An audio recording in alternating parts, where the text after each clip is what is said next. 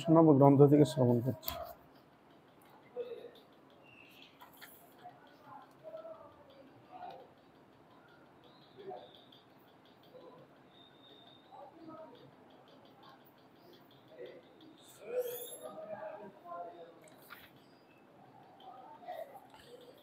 বগড়ি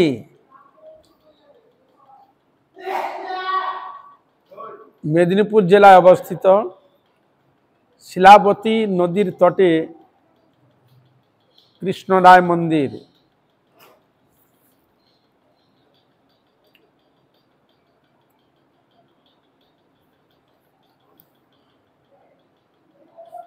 শিলাবতী পার হইলে কৃষ্ণরায় মন্দির। কৃষ্ণপুর গ্রাম, শ্রী রাধিকা এবং কৃষ্ণ রায়জি বিরাজিত।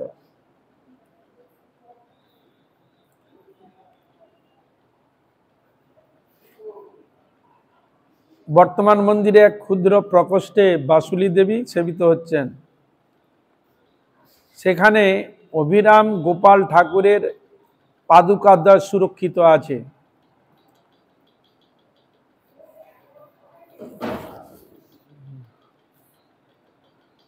অভিরাম ঠাকুরের দুটি পাদুকা ওই মন্দিরে সুরক্ষিতভাবে সেবিত হচ্ছে।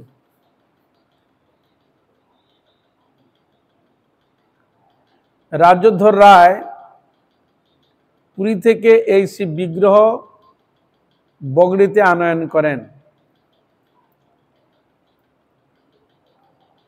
রাজ্যধর রায় পুরী থেকে শ্রী বিগ্রহ বগড়িতে আনয়ন করেন। রাজা গজপতি সিংহের আনুকূল্যে, তখন ওই রাজা ছিল গজপতি প্রতাপরুদ্র, তার অর্থানুকূল্যে চতুর্দশ শতাব্দীর শেষ ভাগে এই বিগ্রহ প্রতিষ্ঠিত হয়। গজপতি সিংহের পৌঢ় বগড়ির রাজা শ্রী রঘুনাথ সিংহ বর্তমান শ্রী রাধিকা মূর্তি প্রতিষ্ঠা করেন। তদানীন্তন সময় যেসব বিগ্রহগুলো কৃষ্ণের ছিলেন সেসব প্রায় বেশিরভাগ ছিল শুধু কৃষ্ণা, রাধারানী ছিল না।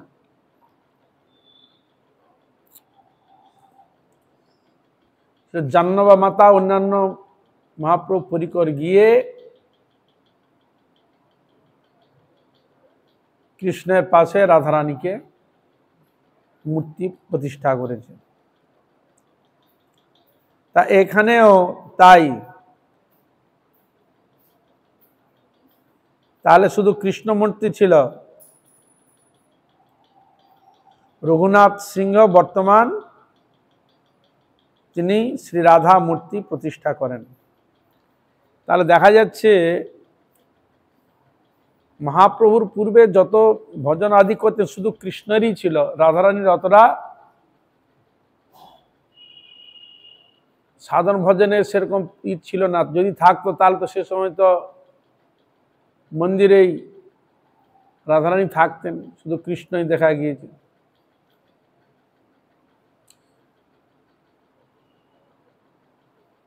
জয়পুরে গোবিন্দ দেবের কাছেও রাধারানী ছিল না, পরে দেওয়া হয়েছে। গোপীনাথের কাছেও তাই। একমাত্র রাধা গোবিন্দের যুগল ভজনের যে রসের বৈচিত্র্য, ভজনের যে উৎকর্ষ, সেটা চৈতন্য মহাপ্রভুই প্রকাশ করলেন। এই জন্য কীর্তনে বলছেন, যদি গৌরাঙ্গ না হইতো তবে কি হইতো, কেমনে ধরিতাম দে, রাধার মহিমা প্রেম রস সীমা, জগতে জানাতো কে। যদি মহাপ্রভু যদি না আসতেন, রাধারানীর মহিমা তো জানাতে পারত না। মধুর বৃন্দা বিপিন মাধুরী প্রবেশ চাতুরীসার, বরজ যুবতী ভাবের ভকতি সকতি হইতকার। এখানে মহাপ্রভু এসেই দেখি, তাই মহাপ্রভু গুণগানের কথা এখানে কীর্তন করতে বলছেন। তাই গাও পুনঃ পুনঃ গৌরাঙ্গের গুণ, সুদৃঢ় বিশ্বাস করি সে রসে মজিয়া, মুখে বলো হরি হরি। এ রাধারানীর ভজনে উৎকর্ষ মহাপ্রভুই দেখালেন। তাই তার শ্রেষ্ঠ এখানে প্রভাবমান দেখাচ্ছেন। রঘুনাথ সিংহ বর্তমান শ্রী রাধিকা মূর্তি প্রতিষ্ঠা করেন। মন্দিরের পিছনে স্নান জল মকর মুখাকৃতি দিয়ে বাইর হয়েছেন।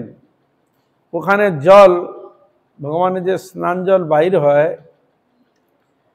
ওই কুমিরের মতো মুখ, মকর মানে কুমির, কুমিরের মতো মুখ হাঁ করা আছে, ওখানে জল পড়ে। অনেক মন্দিরে এরকম আছে, বা গোমুখ এরকম করে,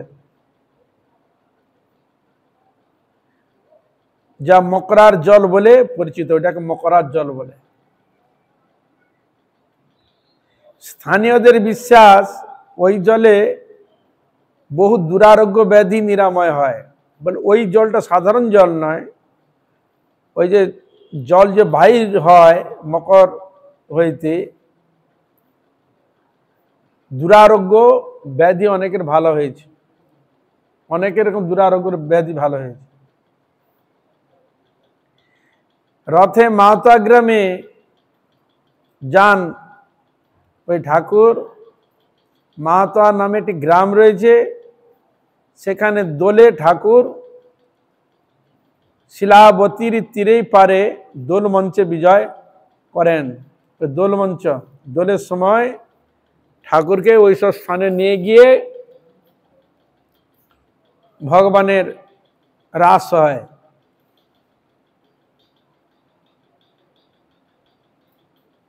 তাই এখন এই রায় বংশের উত্তরাধিকারে এই সেবায়িত,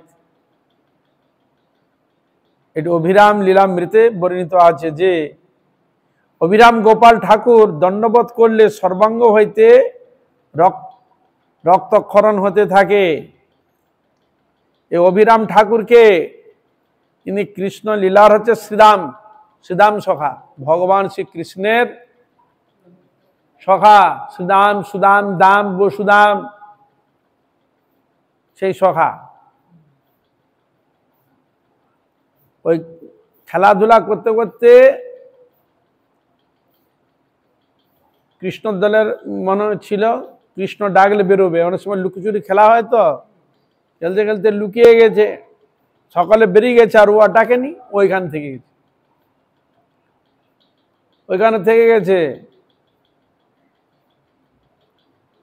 আস্তে আস্তে অনেক দিন হয়ে গেল, ও আর বেরোয়নি। মহাপ্রভু যখন এখানে গেলেন, নিত্যানন্দ যখন গেলেন পরিক্রমা করতে করতে, কানাই কানাই বলে যে ডাক দিয়েছে, ও বেরিয়ে চলে এসছে, লুকিয়েছিল। তখন তার দেহ খুব সুন্দর বড়, তখন দাপর যুগে মানুষের আড়া ছিল কত, 7 হাত, সত্য যুগে 21,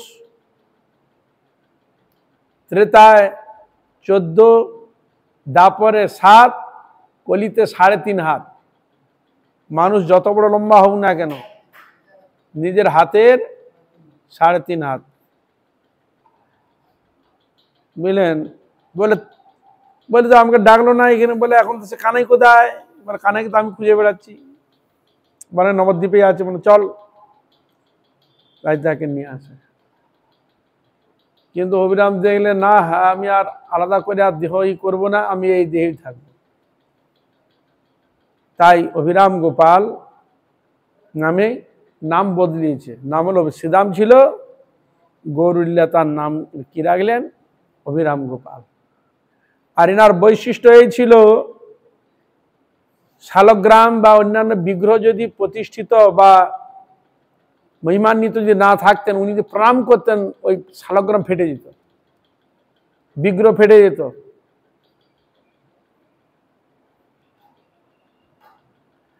আর বিগ্রহ যদি সাক্ষাৎ থাকতো, সেখান থেকে রক্ত বাহির হতো, রক্ত বিগ্রহ থেকে। এই যে এখানে একটা ঘটনা বলছেন, অভিরাম লীলামৃতে বর্ণিত আছে যে অভিরাম গোপাল ঠাকুর দণ্ডবোধ করলে সর্বাঙ্গ হতে রক্তক্ষরণ হতে থাকে। প্রণাম করলে স্বর্গা থেকে রক্তক্ষরণ হয়। ঠাকুর বলেন, তুমি এ কি করছো? তুমি এ কি করছো? উত্তর বললেন, এ রক্ত নয়, তোমার অঙ্গ থেকে ঘাম ঝরছে। বইটা রক্ত নয়, অঙ্গের ঘাম। তোমার মহিমা খুব বিস্তার হবে। এই বলে পুলিন ভোজন রঙ্গে গোসাই আনন্দ করে প্রস্থান করেন। এইখানে ওই সেই জায়গা।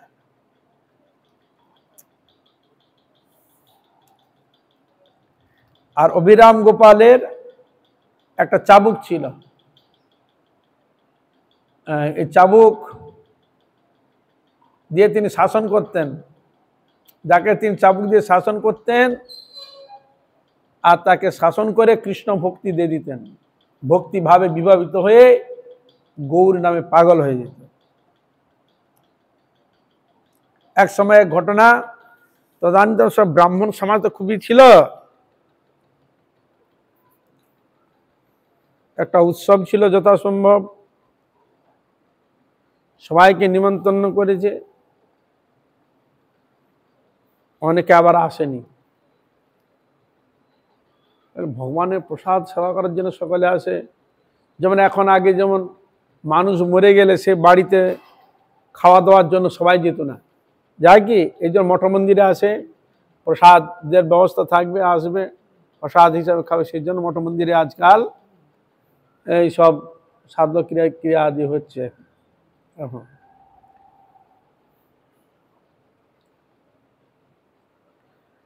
তা উনি তো উৎসব করেছে, তখন ব্রাহ্মণ তো এরকম ছিল, যদি কোনো শূদ্র কেউ দেখতো ছায়া মারালে অবস্থা খারাপ হয়ে যেত, এরকম অবস্থা ছিল, খুব কঠোর। এক পুকুরে নামতো না, এক ঘাটে নামতো না, সব আলাদা আলাদা ছিল এরকম।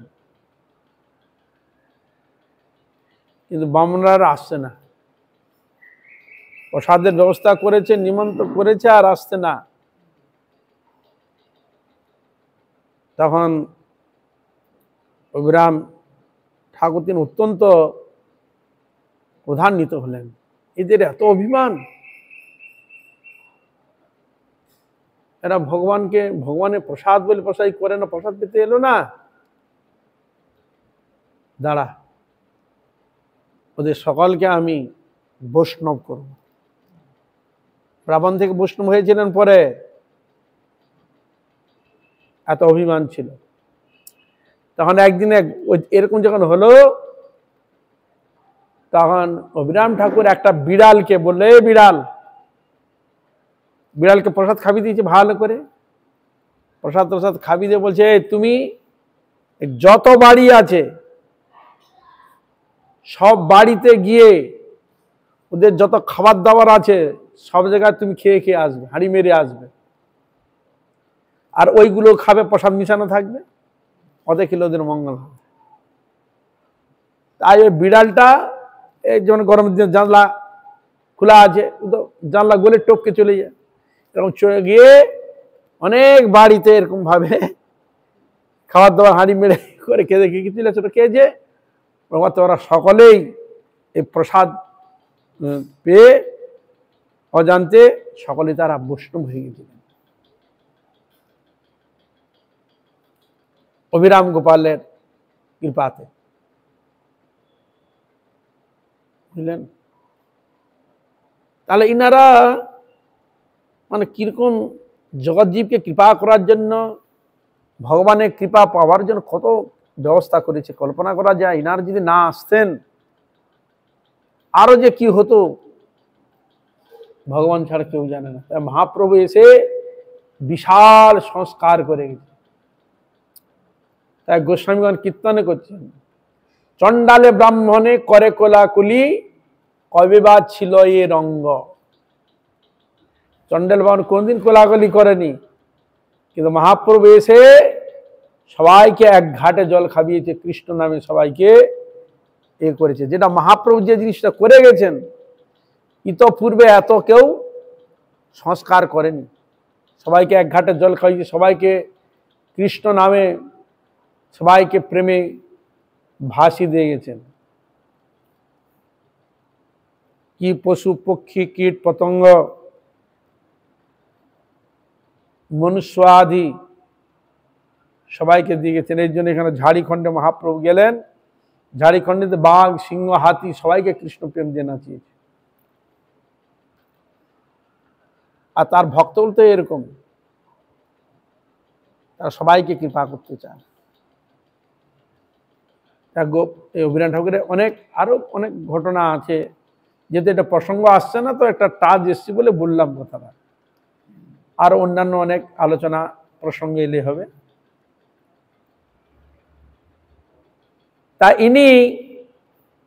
তা এরকম যেসব জায়গা যায় সেরকম যদি শক্তিশালী যদি না হয়, প্রণাম করলেও বাচ্চাও মারা যেত। এরকম অনেক সন্তান মারাও গেছে অভিরাম ঠাকুরের প্রণামের দ্বারা, এরকম অনেক মারা গিয়েছে। তা যখন শুনলেন মহাপ্রভু তখন পুরীতে রয়েছে, পুরীতে মহাপ্রভু যখন বাহ্যকৃত্য যেতেন, গোপাল বলে একটা ছেলে ছিল, তাকে ওই বাহ্যকৃত্যের জল নিয়ে যাওয়ার জন্য বলেছে।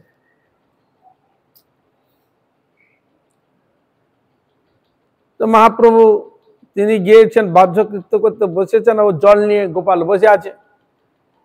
আর মহাপ্রভু কি করছে, জীবটা দাঁতে চিপে ধরে আছে, ও দেখতে পাচ্ছে।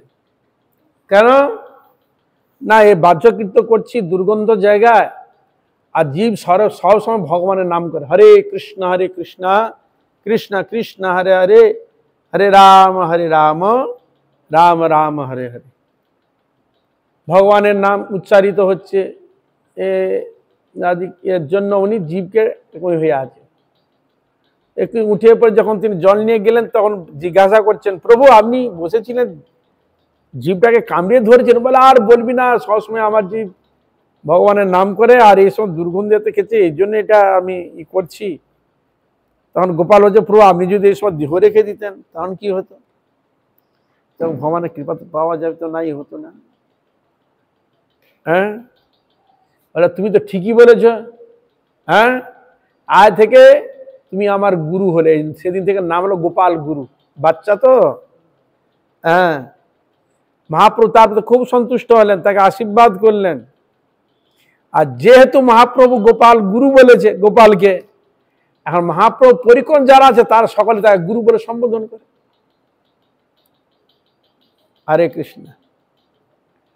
তখন অভিরাম ঠাকুরের কানে গেল, বলে হ্যাঁ, একটা বাচ্চা, তার কি ক্ষমতা আছে?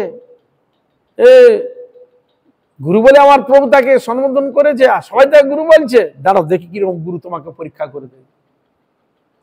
আর এখান থেকে যাচ্ছেন অভিরাম, হরে কৃষ্ণ। ভগবান অন্তর্যামী চৈতন্য মহাপ্রভু বুঝতে পেরে গেছে যে ও তো আসছে। যেসব জায়গায় বিগ্রহ ছিল প্রণাম করলে ফেটে যেত, যেমন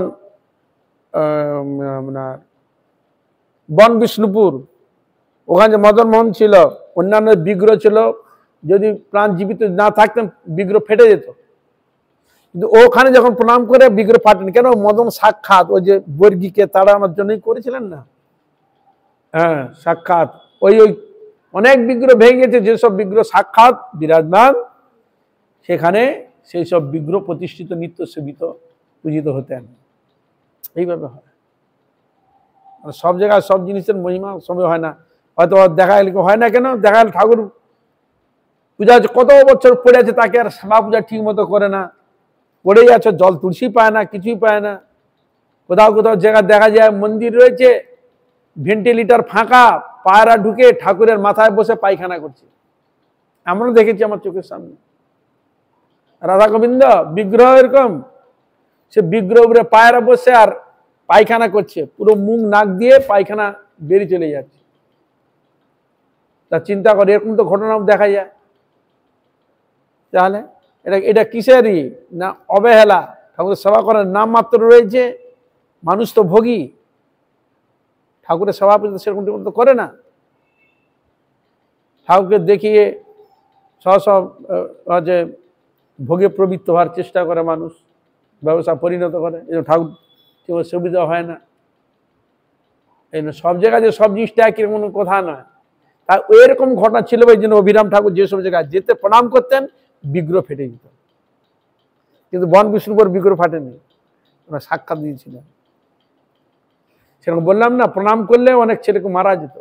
তা অভিরাম বলে আমি পরীক্ষা করব ওই গোপালকে, কিরকম তার শক্তি দেখব, যদি শক্তিমান হয় তাহলে ওর কোনো ক্ষতি হবে না, আর শক্তিমান যদি না হয় তাহলে ক্ষতি হবে, শক্তিমান যদি আর ক্ষতি হবে না। তাই মহাপ্রভু বুঝতে পেরেছে অভিরাম আসছে পরীক্ষা করার জন্য। হ্যাঁ, তখন মহাপ্রভু কি করলেন, তিনি যে আসনে বসে থাকতেন সে আসনের উপর গোপালকে বসে, গোপাল তুমি এইখানেই বসো, গোপালকে বসিয়ে দিয়েছে। হরে কৃষ্ণ। আর অভিরাম ঠাকুর এসে যেই প্রণাম করতে আরম্ভ করছে, কিন্তু তার কিছু ক্ষতি করতে পারলেন না। কেন? স্বয়ং মহাপ্রভু তাকে গাইড করে দেখে, তখন বললো ও বুঝতে পেরেছি প্রভু, তুমি সেরকম শক্তি সঞ্চারিত করে এরকম তাকে করেছো, এই জন্য গোপাল কোনার ক্ষতি করতে পারলেন না। হ্যাঁ, সেদিন থেকে তার নাম সকলে তাকে গোপাল গুরু বলে সম্বোধন করে। তাহলে মহাপ্রভু যাকে কৃপা করবেন, কৃপা বর্ষণ করবেন, যার প্রতি কৃপা হবে সে তো সবই হবে। তাই ভক্ত তিনিও এরকম অনেক জীবকে এরকম ভাবে উদ্ধার করেছেন, কৃপা করেছেন, তবে তো তার সাধন ভজনে এসেছে। একটা ব্যক্তির একটা নেচার, একটা স্বভাবকে সহজে পরিবর্তন করা যায় না। দেখুন, মানুষ মৎস্য মাংস খেয়ে ছোট থেকে তারা বড় হয়েছে, তাছাড়া চা ইত্যাদি তো অনেকেও খায়, অনেকেও নেশাও ধরে, পান বিড়ি সিগারেট, যেমন এটা একটা বিলাসিতার মধ্যে আসে। দেখুন, সাধুগুরু বৈষ্ণবগণ প্রচারের মাধ্যমে চা পান বিড়ি সিগারেট মৎস্য মাংস পর্যন্ত ছেড়ে দিয়ে নির্ভয়ে তিলক আদি কণ্ঠী মালা ধারণ করে বৈষ্ণব দীক্ষা নিয়ে ভগবানের নিত্য সেবা পূজা, ভগবানকে ভোগ দিয়ে প্রসাদ বোধি সেবা হচ্ছে। তাহলে কত বড় কৃপা বলুন তো। আর বিদেশির কথা, আমাদের থেকে তার তো আরো বেশি ভোগে থাকে। হ্যাঁ, কিরকম প্রচার মাধ্যমে কৃপা না হলে এরকম একটা ছেড়ে আসে বলুন তো, কি করে সম্ভব হয়? অশেষ ভক্তের ভগবানের অশেষ নামের কৃপাতে সম্ভব হয়েছে। তাই আমরা হরিনাম হরি কীর্তন শুনতে পাই, ভক্ত দেখতে পাই, এইসব উদাহরণগুলো আমরা পাই দেখতে। এটা কিসের কৃপা?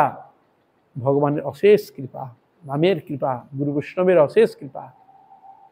তারা যে কৃপা করেছেন তার নির্দিষ্ট মানে কাউকে বলতে হবে না, দেখলে বুঝে যাবে। দেখো, এটা অল্প বয়সে সব যখন তিলক করেছি, তো আজকাল ছেলে কেউ করবে এরকম, লজ্জাতে পালাবে। দেখুন তিলক করছে, কিসের দ্বারা সম্ভব? এটি প্রচার, হ্যাঁ, ভগবানের অশেষ কৃপা। তা এইভাবে অভিরাম ঠাকুর অনেক পরীক্ষা নিরীক্ষা করেছিলেন, আর মহাপ্রভু কৃপা করে গোপাল গুরুকে কৃপা সঞ্চারিত করে তাকে শক্তিশালী করেছিলেন।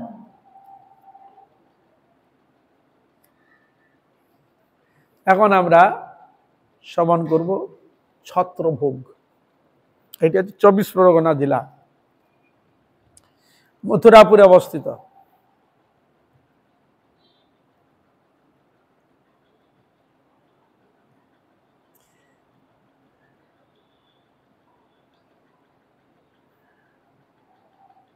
ওখানে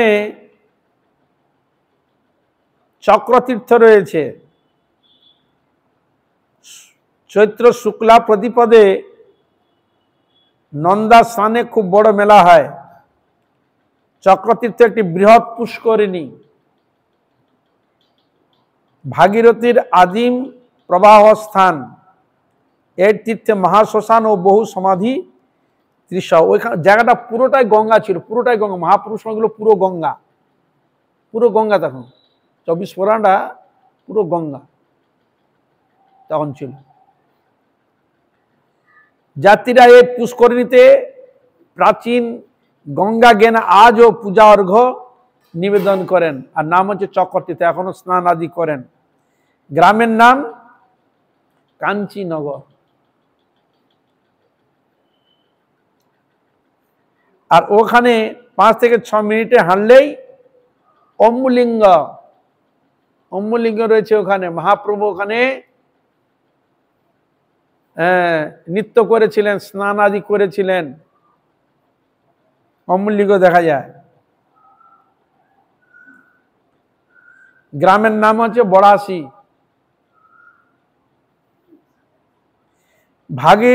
ভগীরথ গঙ্গা আনলে মহাদেব গঙ্গার বিরহে এখানেই এসে গঙ্গা দর্শন করে জলেতে ঝাঁপ দেন। বুঝলেন, যখন গঙ্গা ভগীরথ যখন গঙ্গা আনলেন, তখন মহাদেব গঙ্গার বিরহে এখানে এসে ওই গঙ্গাতে ঝাঁপ দেন, ও জলেতে মিশে যায়। এই জন্য নাম হলো অম্বুলিঙ্গ। অম্বু মানে জল। হরে কৃষ্ণ। অম্বু মানে জল। এই ঝাঁপ দিয়েছিল, এই জন্য বলা হয় অম্বুলিঙ্গ। মন্দির রয়েছে, মিশে যান, জলের সঙ্গে মিশে যান। অম্বু মানে জল, হয়েছে যার লিঙ্গ বা চিহ্ন। এখানে লিঙ্গ শব্দ হচ্ছে চিহ্ন।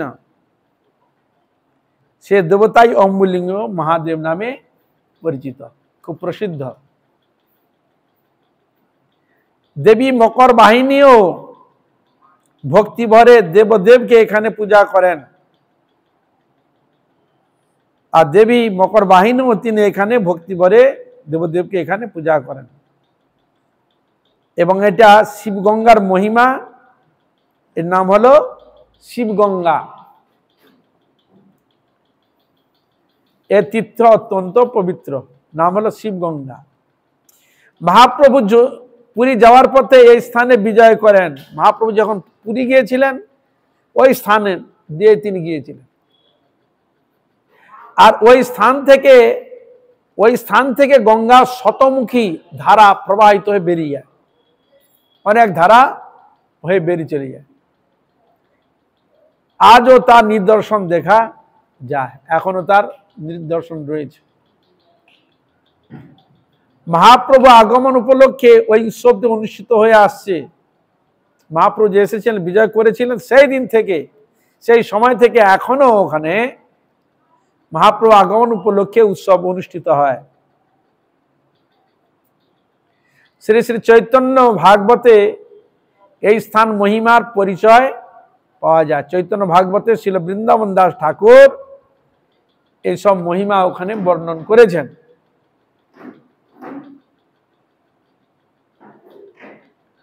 কাশীনগর স্থানটিকে কাশী ধাম করার ইচ্ছা হলো মহাদেবের।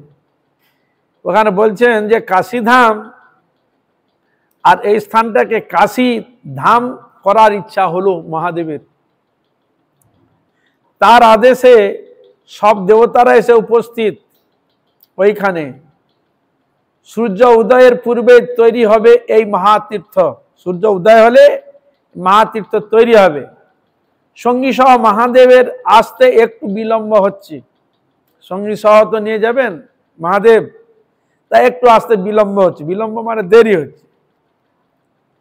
এদিকে নারায়ণ ভাবলেন যে এখানে যদি শিবের মহিমা প্রকাশ পায়, তাহলে আমাকে কে পূজা করবে?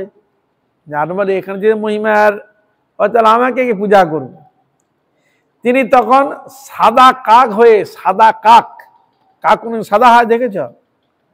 সাদা হয় কাক, কালো হয়। কাক করকম ধরনের আছে কাক জানো? প্রজাতি ক প্রকার? 2 প্রকার প্রজাতির কাক আছে। এক কাকের নাম হচ্ছে দাঁড় কাক, আর একটা হচ্ছে পাতি কাক। বুঝতে পেরেছ? দাঁড় কাকটা বড় হয়, কালো, আর পাতি কাকটা হয় ছোট, সাইজে ছোট, কালো কম হয়, আর এখানে একটু ফেসার মতো গলার কাছেই আছে। যাই থাক, সাইজ ছোট হয়, ওটাকে বলে পাতি কাক। বোঝা গেল? হরে কৃষ্ণা। তাহলে কাকের পরিচয় পেয়ে গেলেন। তার এখানে কি কাক হলো? বিশেষ কাক। তো কিরকম কাক হলেন? না, সাদা কাক হলেন। তাহলে কাক তো কালো হয় সবাই জানে, কিন্তু তিনি হলেন সাদা। বৈশিষ্ট্য তো থাকবে। সাদা কাক হয়ে ভোরের সংকেত দিয়ে গেলেন। ভোর হয়েছে, সংকেত দিচ্ছে। কাকও ডাকে, কিন্তু কাক কোকিলও ডাকে। সংকেত দিলেন যে প্রাতকাল আসন্ন, সংকেত দিচ্ছে ও কাক যে প্রাতকাল আসন্ন। মহাদেব বড়াশিতে এসে আর গেলেন না। মহাদেব আর আসেনি, ও বড়াশিতে ওখানে থেকে গেছে। এখানে রয়ে গেলেন আর নারায়ণকে অভিশাপ দিলেন। ওইখানে থেকে গেল আর নারায়ণকে অভিশাপ দিচ্ছেন কি? তোমার পূজকের বংশ লোভ হবে। যে এখানে যে পূজা করবে তার বংশ লোভ হয়ে যাবে। পূজক থাকবে না তো তোমাকে কে পূজা করবে? শিহরি যেখানে নীলমাধব নামে পরিচিত। কোথায় নীলমাধব? কোথায়?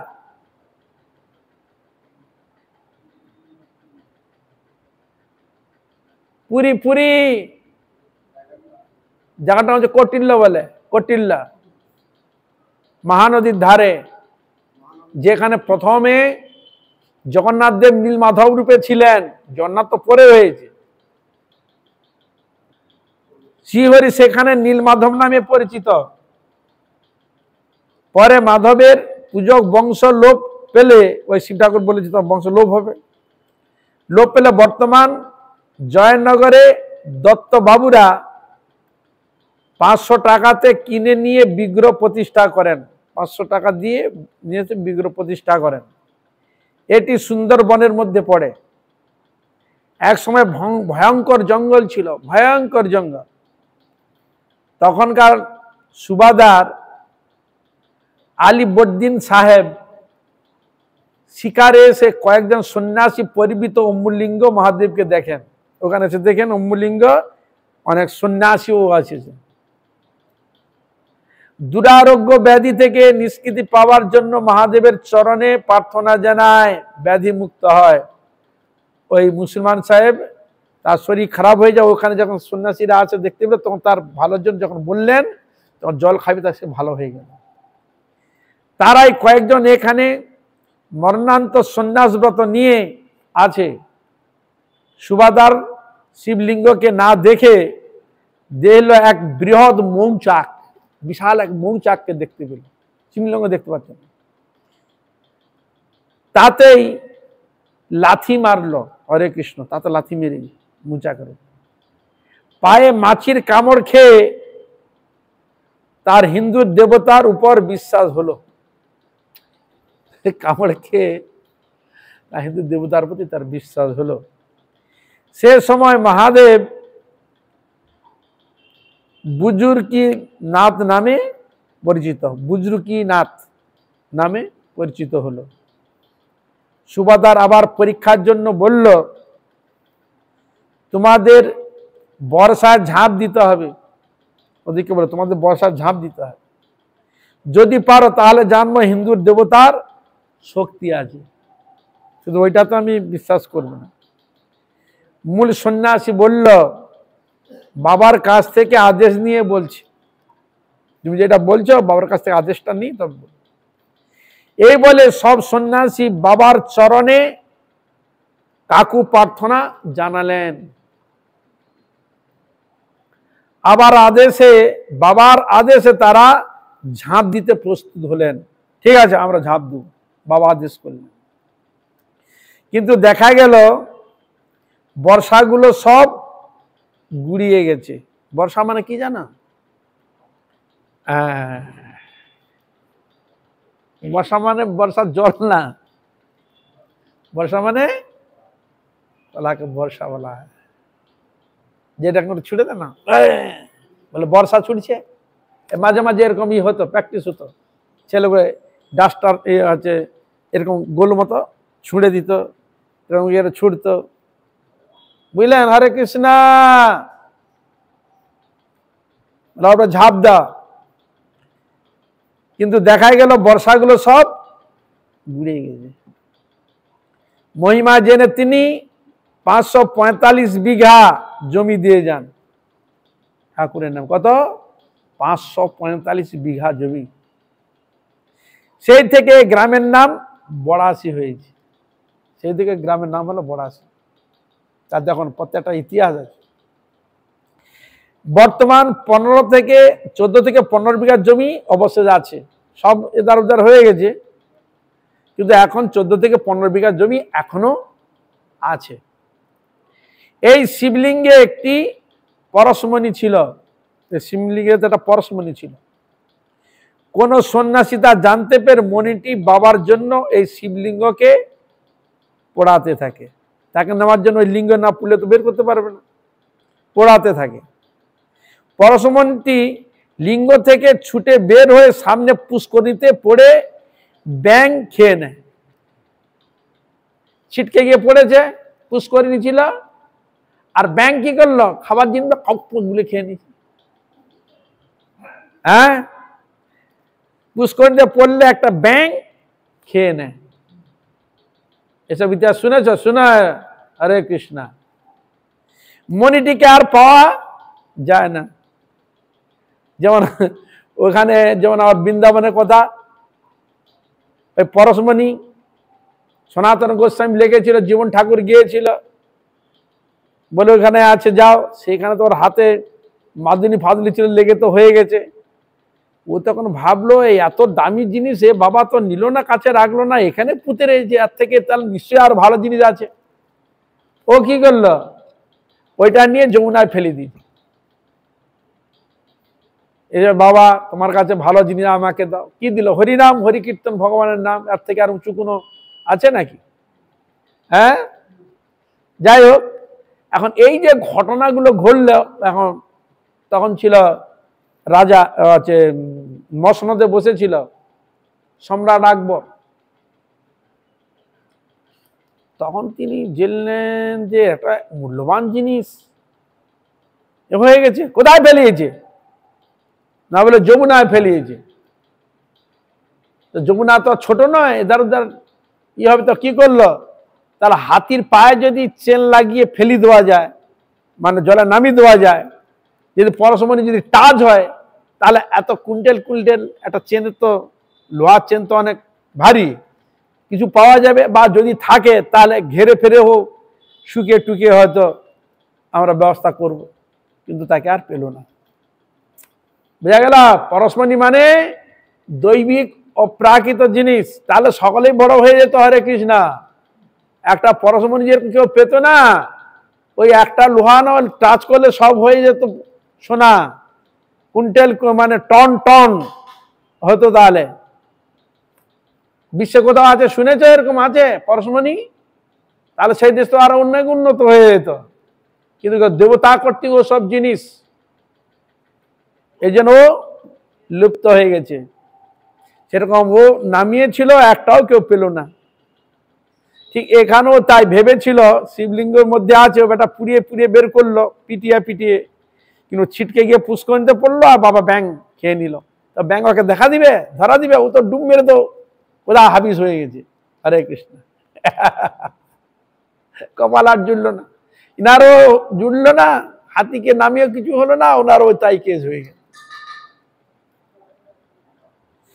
সেই জন্য পুষ্করিণীর নাম পরেশ কুণ্ড হয়েছে। কুণ্ডর নাম কি হলো? পরেশ কুণ্ড। ওই যে পড়ে গিয়েছিল আর ব্যাংকটা ধরেছিল, তাই সে কুণ্ডের নাম হলো পরেশ কুণ্ড। এই কুণ্ডে কেবল স্নান তর্পণাদি ছাড়া অন্য কোনো কাজ করা নিষেধ। ওখানে পিতৃ তর্পণ স্নান ছাড়া আর অন্য কোনো কাজ করা যাবে না, নিষেধ করা হয়েছে। ভালো করে সুন্দর করে করা আছে।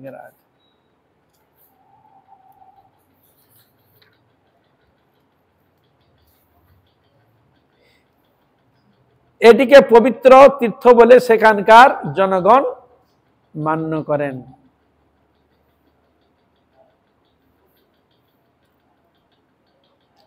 ওখানে আরেকটি স্থান হয়েছে, সেখান থেকে যেতে অন্ধমুনি তোলা, নাম হচ্ছে অন্ধমুনি তোলা।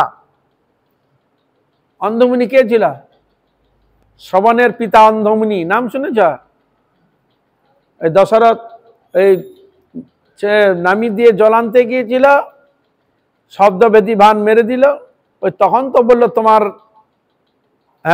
পুত্র, আমার যেরকম পুত্র বেগে আমার জীবন চলে যাচ্ছে, দুটি প্রাণ চলে গেল, তোমারও সেরকম অভিশাপ যে তোমারও পুত্র বেগে তুমিও প্রাণ ছাড়বে। তাই দশরথ ছাড়লেন, মা রামচন্দ্র চলে গেলেন। তার কি লাগলো? অভিশাপ লেগেছিল। এখানে অন্ধমুনি এসেছিলেন, আমরা অন্ধমুনি তোলা।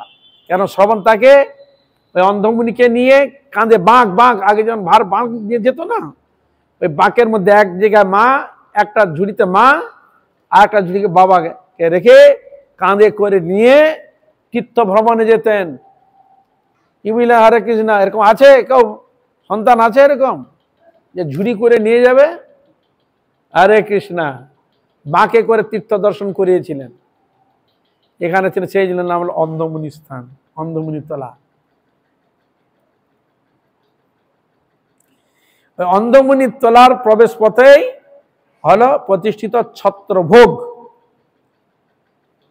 ওখানে গৌড়ীয় মঠ বাগবাজার শাখা আছে, ওখানে অন্ধমুনির মন্দির রয়েছে। জনশ্রুতি যে এখানে মন্দিরের সেবকের দেওয়া যে পূজার জল চক্ষু রোগ নিরাময় হয়, চক্ষু রোগ নিরাময় হয় বলে। চোখে যদি কোনো দোষ ত্রুটি থাকে ওই জল করে দেবে, নিরাময় হয়।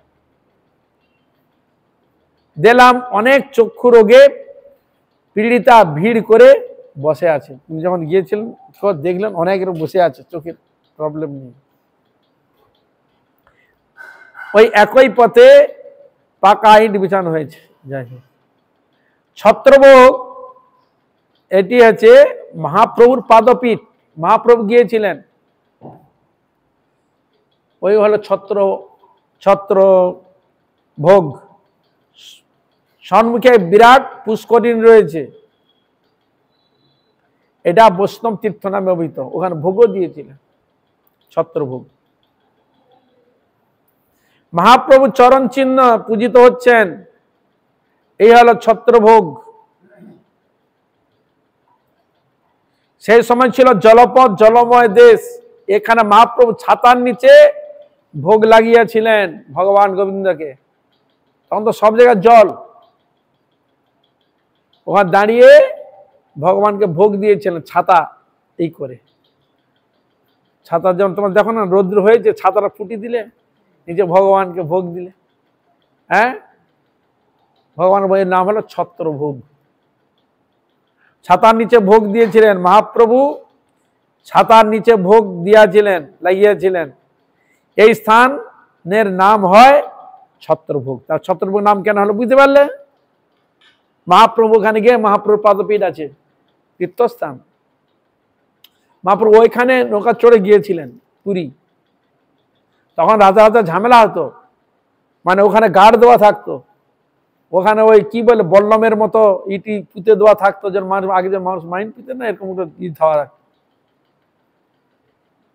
এদের লোক এদের যেতে পারবে না, এরকম ছিল। এই স্থান দিয়ে রাজা রামচন্দ্র খান প্রভুকে পুরীর পথে পার করিয়ে দেন।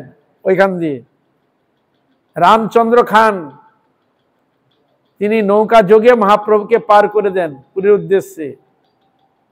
চরণ চিহ্নটি বর্তমান শ্বেত প্রস্তরে খোদিত রয়েছে।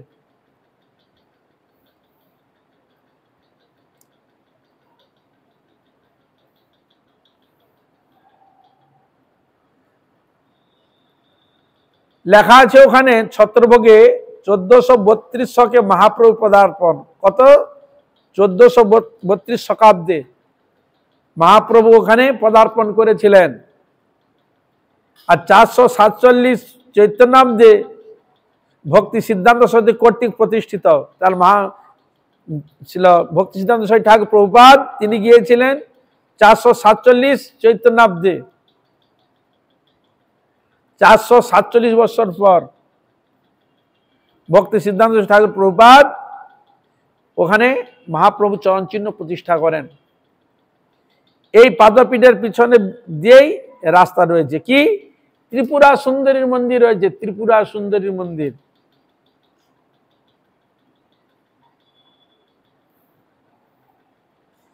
এটি একটি শক্তিপীঠ বলে পরিচিত। দেবীর বক্ষস্থল এখানে পতিত হয়, দেবীর বক্ষস্থল ওখানে পতিত হয়। ওই যখন শিবানী দেহত্যাগ করে দিল দক্ষের তার কটু কথাতে শিবনিন্দার জন্য, তখন তো দক্ষর তো অবস্থা খারাপ, ছাগমুন্ড করে দিল, সব পণ্ড করে দিলেন। আর সতী তো দেহত্যাগ করেছেন, সতীকে কাঁধে করে নিয়ে নৃত্য করতে লাগলেন, একবারে ধ্বংস হয়ে যাবে, পৃথিবী কম্পন হতে লাগলো। সকল দেবতাগণ ত্রাহিমাম ত্রাহিমান, রক্ষা করো রক্ষা করো। তখন ভগবান শ্রীকৃষ্ণচন্দ্র ভগবান নারায়ণ হাতে যে চক্র ছিল, চক্র ছেড়ে দিলেন। কত নৃত্য করবে, কাঁধে থাকলে নৃত্য তো করবে, কতক্ষণ করবে, যতক্ষণ আছে তো। এবার ওই চক্র ঘুরতে ঘুরতে ঘুরতে ঘুরতে কাটতে কাটতে কাটতে কাটতে যাচ্ছে, যেখানে যেখানে ছিটে ছিটে যেসব জায়গায় পড়েছিল সেই সব জায়গায় এক একটি শক্তিপীঠ প্রকাশ হলো। কটা শক্তিপীঠ বুঝলেন? হরে কৃষ্ণা। বিভিন্ন জায়গায় বললো, সেসব জায়গায় শক্তি পড়ল, শক্তিপীঠ ওর নাম হলো। তা এই জন্য এখানে বলছেন ওইখান যে নাম হলো কি পড়েছিল, দেবীর বক্ষস্থল।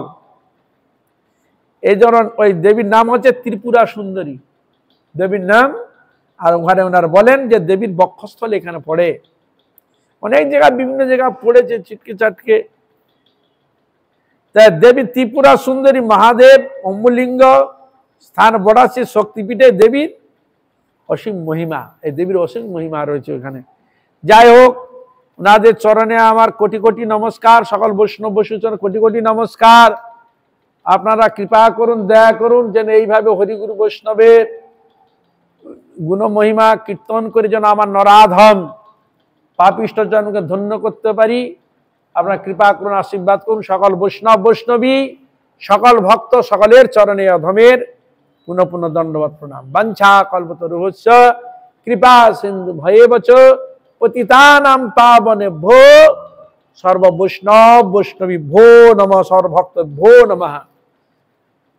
হরে কৃষ্ণ কৃষ্ণ কৃষ্ণ কৃষ্ণ হরে হরে, হরে রাম রাম রাম হরে হরে।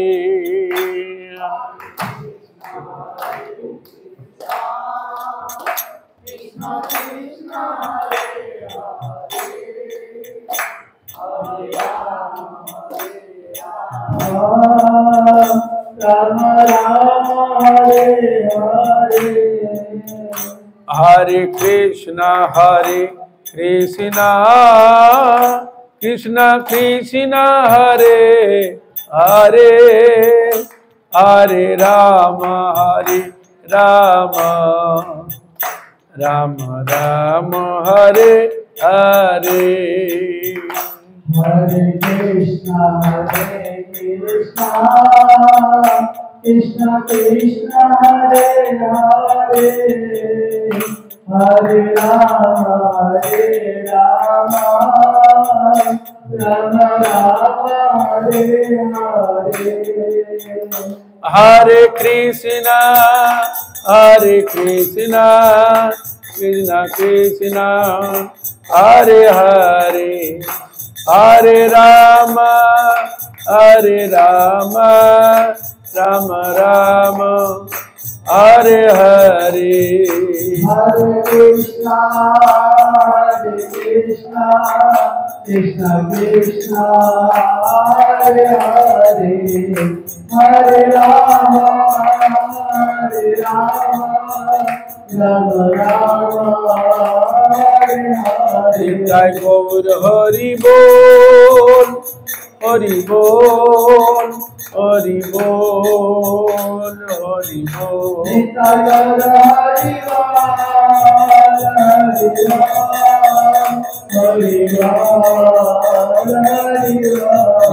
गौर हरि बोल हरि बोल हरि बोल हरि बोल।